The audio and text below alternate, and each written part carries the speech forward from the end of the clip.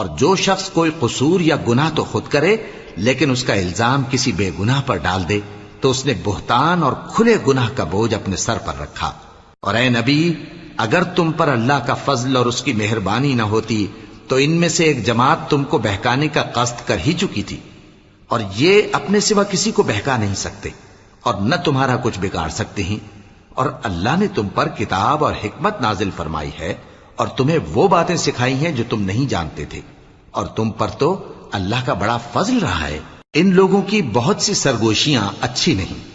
ہاں اس شخص کی سرگوشی اچھی ہو سکتی ہے جو خیرات یا نیک بات یا لوگوں میں صلح کرنے کو کہے، اور جو ایسے کام اللہ کی خوشنودی حاصل کرنے کے لیے کرے گا تو ہم اس کو بڑا ثواب دیں گے۔